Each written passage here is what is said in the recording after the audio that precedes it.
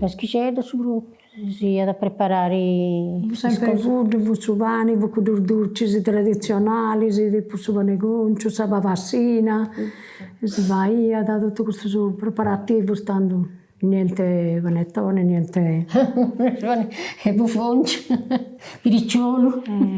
Tutto a preparare. Poi Paschicetta non si riconosce a festa, se non è Paschicetta ma a festa no. Allora, il Paschicetta è meta semplice, no? Presepio, no? E ci ne vai su presepio un domo.